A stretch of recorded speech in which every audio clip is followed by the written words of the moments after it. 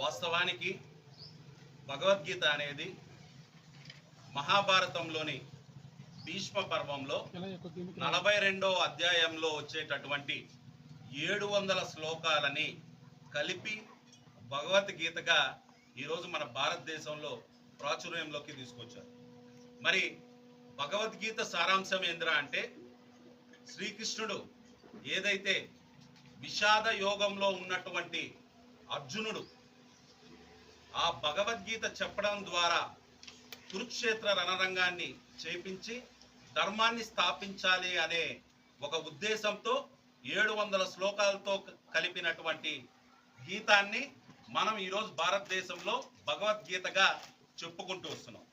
ఉదాహరణకి మనం భగవద్గీత శ్లోకాల్లోకి వెళ్తే, కర్మణ్యే వాధికారస్తే మా ఫలేషు కదాచన మా కర్మ ఫలహేతుర్భుః మాతే సంగోస్త కర్మని. అంటే నీ కర్తవ్యం ఏదైతే ఉందో, నీ ఒక మానవుడిగా జనించిన తర్వాత ఏదైతే ధర్మానికి అధర్మానికి జరుగుతున్నటువంటి ఈ యుద్ధంలో నీ పాత్ర ఏదైతే ఉందో, నీ కర్తవ్యం ఏదైతే ఉందో అది నువ్వు పాటించాలి తప్ప ఇందులో తన వాళ్ళు బయట వాళ్ళు అని చూసుకునే పరిస్థితి రాకూడదు అనేదే ఈ శ్లోకం యొక్క తాత్పర్యం. మరి ఉదాహరణకి ఇంకో శ్లోకంలోకి వెళ్తే, యదా యదా హి ధర్మస్య గ్లానిర్భవతి భారత అభ్యుత్థానమధర్మస్య తదాత్మానం సృజామ్యహం పవిత్రాణాయ సాధూనాం వినాశాయ చతుష్కృతాం ధర్మ సంస్థాపనార్థాయ సంభవామి యుగే యుగే. అంటే ఎప్పుడైతే ఏ కాలంలో అయితే ధర్మానికి హాని కలుగుతుందో, అధర్మం హెచ్చుమీరుతుందో, ఆయా సందర్భాలలో దుష్టులను శిక్షించేందుకు, శిష్టులను రక్షించేందుకు ప్రతి యుగంలోనూ నేను జన్మిస్తాను అని చెప్పి శ్రీకృష్ణ భగవానుడు స్వయంగా తాను తెలియజేయడమైంది. మరి ఈ శ్లోకాలని అలాగే సంస్కృత భాషలో ఉండడం ద్వారా అది చదవడము కొంతమందికి, అంటే చిన్న వయసులో ఉన్నటువంటి పిల్లలకి కష్టము, కొంతమంది వ్యక్తులకి ఇప్పుడు మనకు సంస్కృత భాష లేదు కాబట్టి ఈరోజు ఆ రోజు కాబట్టి ఈ మానవులందరికీ భగవద్గీత అంటే ఈ పుస్తకంలో ఉన్న సారాంశం ఏమిటంటే, భగవద్గీతలో ఉన్నటువంటి 700 శ్లోకాలని దాని మన వాడుక భాషలోకి తర్జమా చేసి 7వ తరగతి చిన్న పిల్లలు కూడా చదివితే అర్థమయ్యే విధంగా హిందూ ధర్మ ప్రచార పరిషత్ తిరుమల తిరుపతి దేవస్థానం తిరుపతి 2023లో ముద్రించింది ఈ పుస్తకం. మరి ఈ పుస్తకంలో ఏముందనేది నేను మీకు ఒక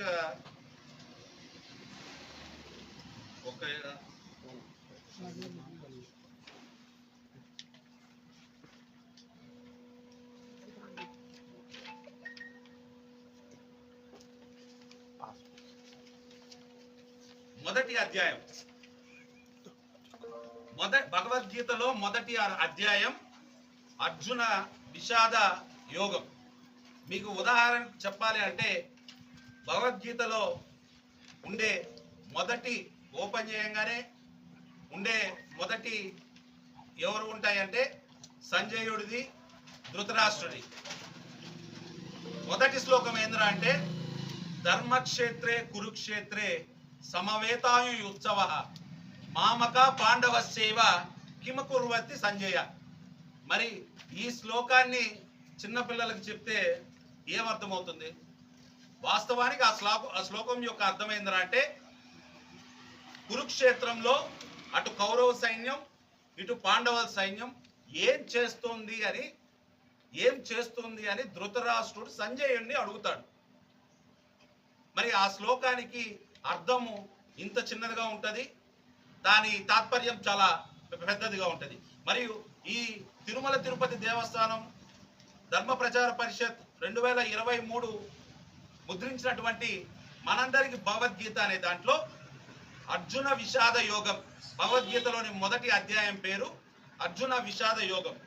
మరి దీంట్లో 1వ శ్లోకం నుండి 11వ శ్లోకం వరకు ఏముంటుంది అనంటే, ధర్మరాజు దుర్యోధనుల సైన్యంలో ఉన్న ప్రధాన వీరులను గుర్తించడం, వారి గొప్పదనాన్ని విశ్లేషించడం. సేనల్లో 12వ శ్లోకం నుంచి 19వ శ్లోకం వరకు ఉన్న అర్థం ఏంటంటే, 2 సేనల్లో ఉన్నటువంటి మహావీరుల శంఖధ్వనులు. శంఖధ్వనులు అంటే శ్రీకృష్ణుడి శంఖం పేరు పాంచజన్యం, అర్జునుడి శంఖం పేరు దేవదత్తం.